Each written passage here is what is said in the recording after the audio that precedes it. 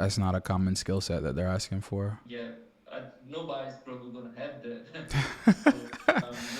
So so can you just walk me through a CI/CD pipeline you have built before? Yeah, yeah. So, mm, a recent one that I have like a video of, like on my LinkedIn. There's a video of me building a pipeline with GitHub Actions and reaching out to a large language model I have deployed on Azure to give like additional security scanning insights against the Terraform. More or less, regardless of what pipeline tool you use, you're going to need an identity with it, and then you have to build out the actual stages of the pipeline. It was a Terraform pipeline, so your standard format in it, apply your scan with the checkoff or whatever your scanning tool is, and then the actual response back from the model. That's a recent one that I have like verifiable video evidence and documentation of, but that's like one example. Yeah, thanks for sharing. So let's walk you through a scenario like of this pipeline. So let's say you, like you mentioned, right, you rent a Terraform apply to like deploy the infrastructure, everything. So when you running like your pipeline is running, it fails. So like how do you approach that situation? Like how do you debug the fail on your pipeline? Uh, okay, so recently, me personally, I like to look at my pipeline logs from CLI. So, like, let's say we're looking at GitHub Actions. I like to use the GHCLI to pull the output from that particular run. But, like, if you had to do it manually, you would just go to the portal and look at the actual failure for that action. I mean, of course, it's going to be marked with a giant red X, and then from there you can deep dive into the actual stage that it failed on. But I like to use my agent to do that for me, but that's a good start. And then, of course, you read the logs and then you take it from there. That's good. Yeah. So can you share like a just a one or two like errors you have fixed in a pipeline before? Yeah. Um, there was a time where we had to. So there's like a production deployment, and this is an example from like way back when. So like, let me know if you want me to give like more clarity. But like, there was a deployment we had of a set of resources that used to exist in Bitbucket. The goal was to migrate it from Bitbucket to GitHub. So they wanted a carbon deployment of their production environment deployed to stage, but they wanted it in GitHub. The problem with doing that for the stage environment was that the identity that we're using for the pipeline at the time didn't, one, have permissions against the subscription that we're deploying to, and then two, there was a quota max that they had already hit for that particular region. So you couldn't deploy to East US, and it also didn't even have permissions to finish the deployment anyways. And of course, those were the two errors in the pipeline. But like, that's that's one example that hopefully makes sense. Yeah. So so let's say for example your CI/CD pipeline is running, but it's running very slow. Mm-hmm. So like for example, like what you think could be few causes that can cause that the pipeline to CI/CD pipeline to run slow? Mm, I'm thinking, excuse me, I'm thinking the resource capacity of the runner. It could be like self-hosted, and it could not have the actual capacity to keep up to speed with the length of the runs or the amount of runs. And then also it could be that there's intermittent connectivity issues between where the runner is and what it's communicating with in the environment. Those are the two things that come to mind. Okay, and let's go on Terraform. So, have you built the modules by scratch before, or you have only run operations with a with a Terraform code that was already built? Hmm. No, I've built modules before. Yeah. So, let's say you were starting like a new deployment, right? And you creating like you have an infrastructure in place, and you wanna copy the infrastructure, replicate into another deployment. So you want to write like the Terraform files for that infrastructure you have in place, right? So what would be your approach?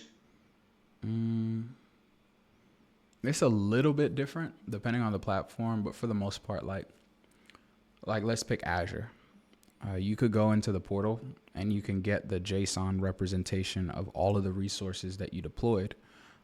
That's going to tell you exactly how it's deployed. From there, once you have the JSON, you can pass it to a large language model to get the Terraform configuration of that.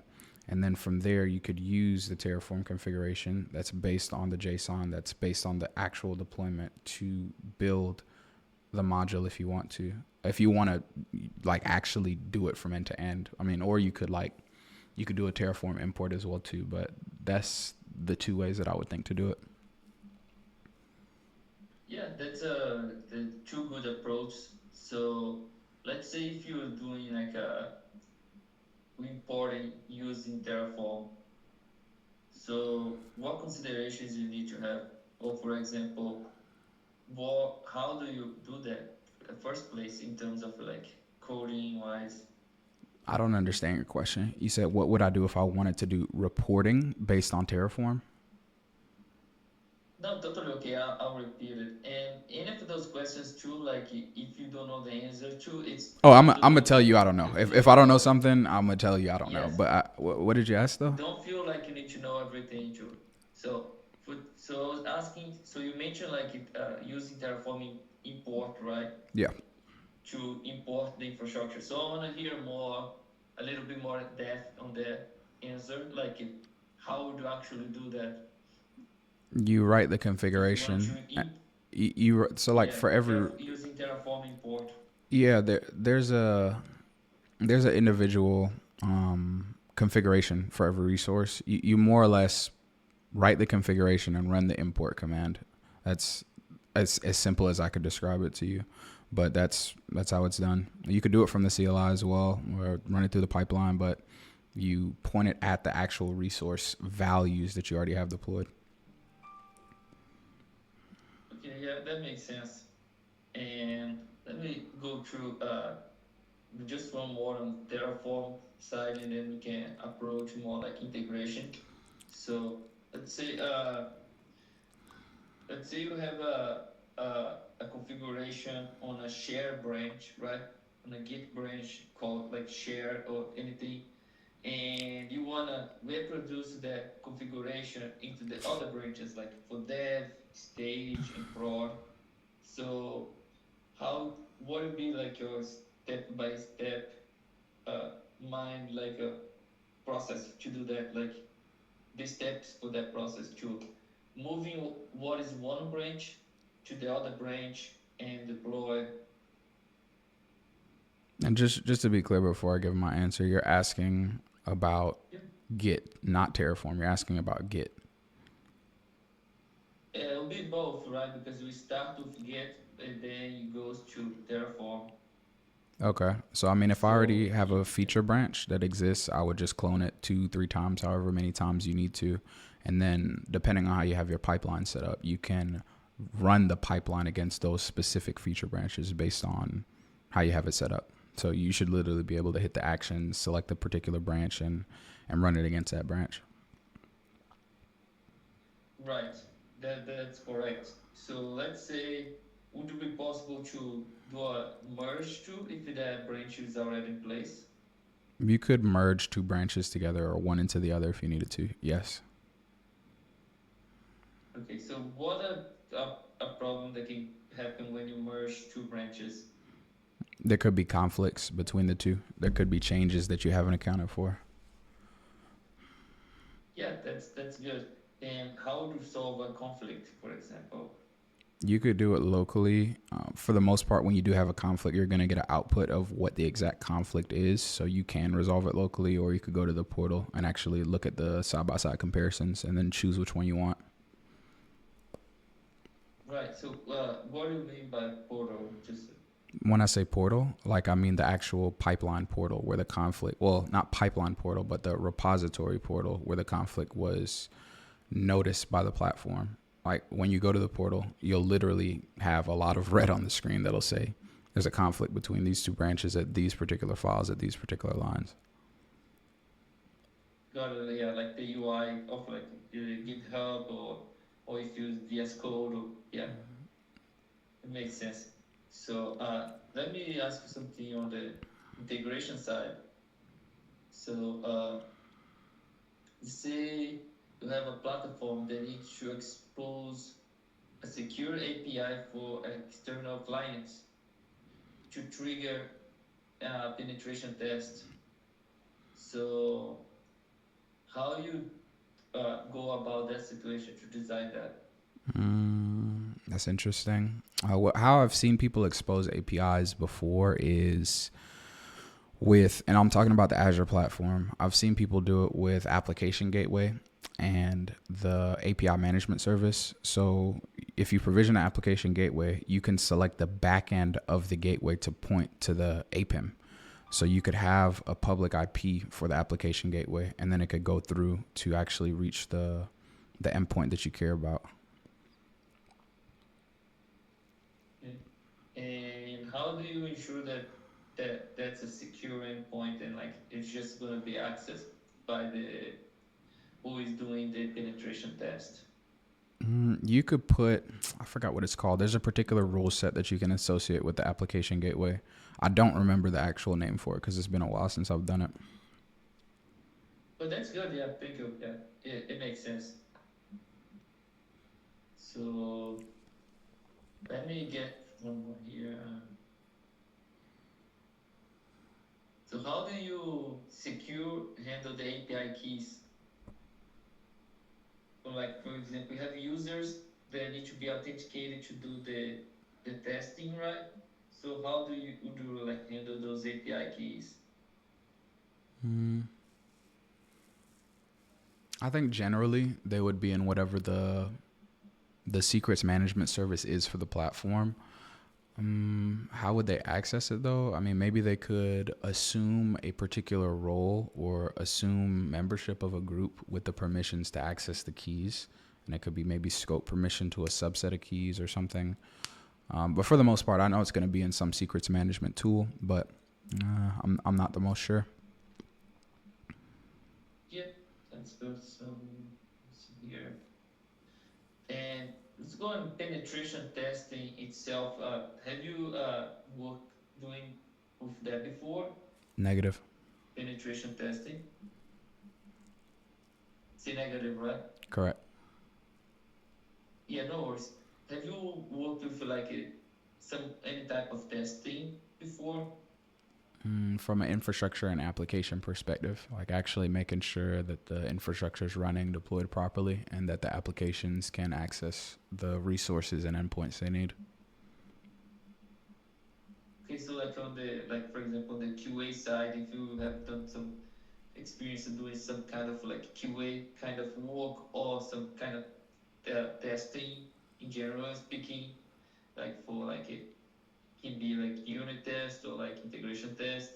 Negative. No worries.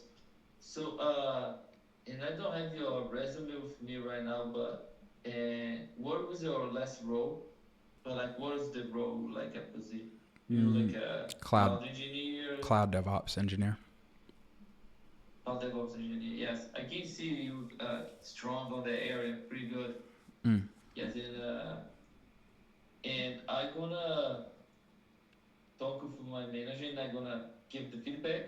And I'll say that you seem very good experience with the AWS side and the DevOps side, but you do not have the experience of the penetration testing itself, right? And I'll see with him like what he want to do, if you want to move forward or if he can give you something to prep for the interview, because I don't know how much big part of the role is gonna be because they will have to do like an interview with the client too, right? So we want you to be like as much prepared as possible. Yeah, that's not a common skill set that they're asking for. Yes, you are 100% correct, and it's like a hybrid. penetration testing, so that hybrid meaning manual and AI. I honestly never done that myself either. And I'm a former cloud engineer, and now I'm working as a cloud architect. And I'm not very familiar with that as well. So, but I'll look with my manager, and maybe that's something that what kind of questions they're gonna be asking. Maybe something you can prepare for for the interview and learn on the job, or if it's not the case, So I honestly don't know. Copy.